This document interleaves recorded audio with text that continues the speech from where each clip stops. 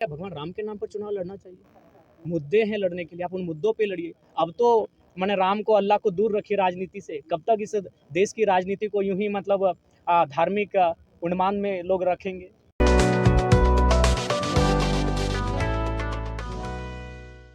18 जून है, यानी एक साल पहले ही हम लोगों ने राजनीतिक इलेक्टोरल पॉलिटिक्स में कदम रखने का घोषणा किए थे, फैसला किए थे बलियापुर की मिट्टी से। तो आज साल भर हुए हैं, उसको भी लेकर हम लोग शुभकामनाएं सबों को। और साथ ही साथ झारखंड के तमाम मतदाताओं को आभार करते हैं जिन्होंने हमें पहले चुनाव में फर्स्ट अटैम्प्ट में एज ए हमारे सभी प्रत्याशी निर्दलीय लड़े और उनको लगभग 8.5 लाख के आसपास मत प्राप्त हुए। इसके लिए पूरे झारखंड के जनमानस का आभार व्यक्त करते हैं। और साथ ही साथ हम गिरिडीह से उन तमाम पोस्टल बैलेट के माध्यम से मत देने वाले तमाम मतगणना कर्मियों का आभार प्रकट करते हैं, क्योंकि वहाँ मैक्सिमम जो होते हैं वो मैक्सिमम ही सबके सब एजुकेटेड लोग होते हैं, सब सरकारी नौकरी, अर्ध सरकारी नौकरी को करने वाले लोग होते हैं।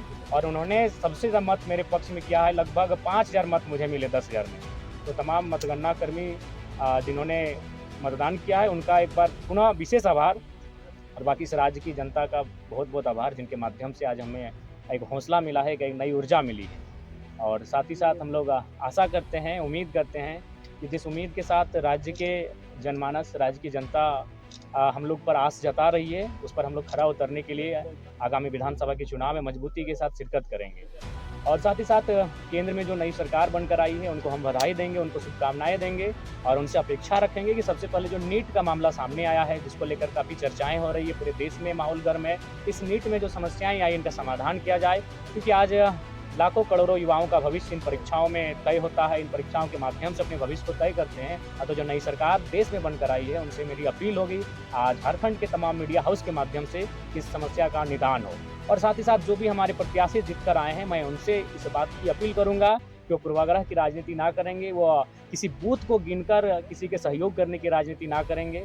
मैं उनसे ऐसी अपेक्षाएं रखता हूं और इन्हीं शुभकामनाओं के साथ मैं झारखंड के आने वाले विधानसभा चुनाव के लिए तमाम राज्यवासियों को संदेश देना चाहता हूं कि इस बार ऐसे युवाओं का चयन करें जो राज्य के हित के साथ लड़ाई जो चली आ रही है उसको विराम लगाते हुए एक बेहतर नीति बनाई जा सके। देखिए, विधानसभा के चुनाव हम लोग प्रयास करेंगे कि बहुमत की सीटों पे लड़े, यानी मान के चलिए हम लोग 8 लोकसभा की सीटों पे चुनाव लड़े थे, तो 8 6 48, शायद चतरा और हजारीबाग में 5-5, यानी 46 सीटें तो हमारे अंदर आ ही रही हैं।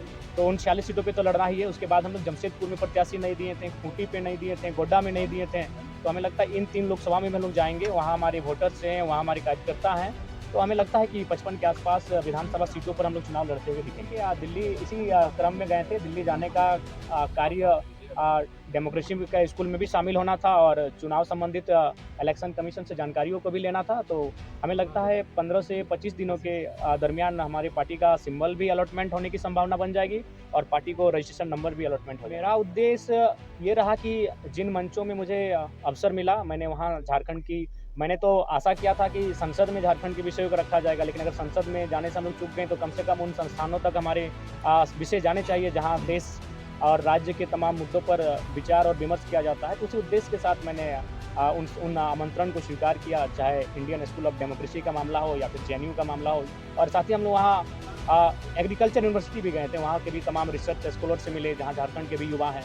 तो वहाँ जाने का उद्देश्य यही था कि हम झारखंड के विषयों को उनसे साझा कर सकें और उन विषयों पर निदान कैसे हो, आने वाले विधानसभा चुनाव में हमारी स्थिति क्या हो, उन विषयों पर बात करें। चुनाव राज्य के मुद्दों पर आएंगे। राज्य का सबसे ज्वलंत मुद्दा अभी छात्रों की निराशा है और छात्रों की जो हताशा है वो हमारा एक महत्वपूर्ण मुद्दा रहेगा। हम लोग सरकार में आते हैं तो सबसे पहला हमारा प्राथमिकता जो रहेगा कि इस राज्य में नियमित परीक्षाएं होंगी और फ्री एंड फेयर एग्जाम लिए जाएंगे। अगर उसमें किसी प्रकार की गड़बड़ी होगी तो उसमें उच्च से उच्च पदाधिकारी क्यों ना है, उन्हें बिल्कुल बर्खास्त किया जाएगा, उनके साथ किसी प्रकार की कोताही नहीं बरती जाएगी। ज़्यादा वो कहेंगे तो चुनौती को स्वीकार कर ही लेंगे। वहाँ पे मेरा 70,000 वोट आया है तो वे दूसरे स्थान पर रहे, माननीय विधायक जी दूसरे स्थान। मैं आपको मज़ेदार कहानी सुनाना चाहूँगा।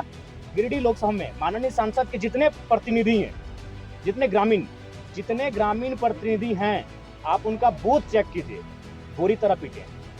माननीय सांसद को देश के प्रधानमंत्री ने बचाया है और उन वोटर्स ने बचाया। उनके जितने प्रतिनिधि हैं, जिन बूथ में मैं अभी जहां रहता हूं वहां उनका प्रखंड अध्यक्ष है, मेरा 581 वोट है, उनका 50 वोट नहीं है, वो बुरी तरह पीटे हैं। तो अगर डॉक्टर लंबोदर बाबू एक पीएचडी स्कॉलर हैं, एक राज्य की एक ऊंची सेवा को दे चुके हैं। और हम लोग चूंकि युवा हैं, हमारे मुख से त्रुटिपूर्ण बातें कभी निकल सकती है, लेकिन उनको एक सज्जन व्यक्ति हैं, अगर वो इस प्रकार की बच्चों जैसी चुनौतियां दे रहे हैं तो मुझे लगता है थोड़ा सा लिमिट में ही चुनौतियां दें, नहीं तो अगर स्वीकार कर लिए तो फिर दिक्कत उन्हीं को होगी और जोरदार दिक्कत होगी। तो अगर ढुलू को मेरा समर्थन होता तो हम 40 से लीड करते।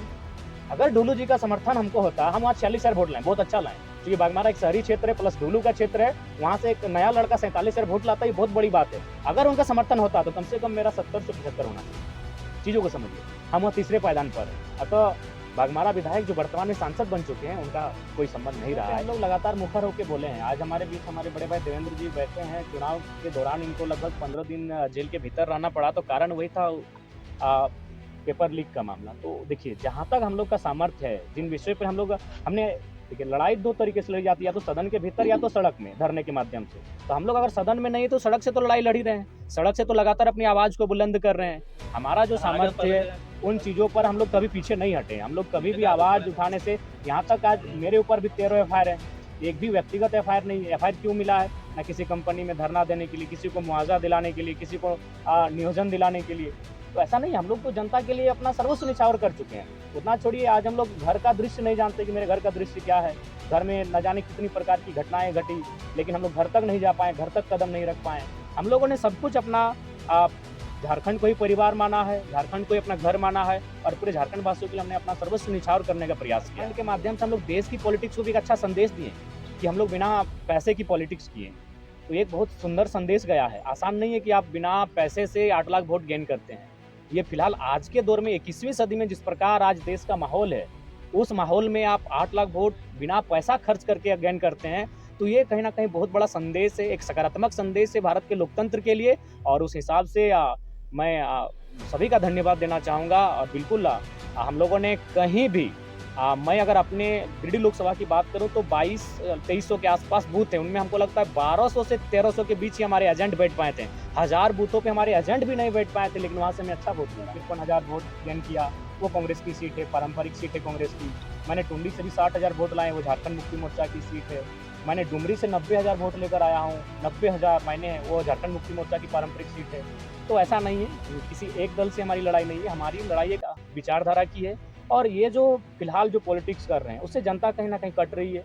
हाँ, नो डाउट हमें समय लगेगा, लेकिन आने वाले दिनों में झारखंड की पॉलिटिक्स में हम लोग बेहतर स्थिति में होंगे, और एक बेहतर क्षेत्रीय पार्टी के रूप में लोग हैं, एकेडमिक लोग हैं, मीडिया हाउस के लोग। अब इस सवाल से हमें बचने दिया जाए, इस सवाल से हमें रहम किया जाए। 3.5 लाख एक जाति के वोट नहीं है। आप एक बूथ को सर्वे कर लीजिए, एक गांव, एक पंचायत का सर्वे कर लीजिए, 3.5 लाख वोट एक जाति के नहीं है। हाँ, ये सच्चाई है। जो भी बंदा जिस समुदाय का रहता है, उस समुदाय का वोट उसका बेस वोटर होता है। इससे कोई इनकार नहीं कर सकता, ना मैं इनकार कर रहा हूँ। लेकिन 3.5 लाख वोट किसी एक समुदाय के वोट नहीं है। सभी ने मुझे अपार जन समर्थन दिया है।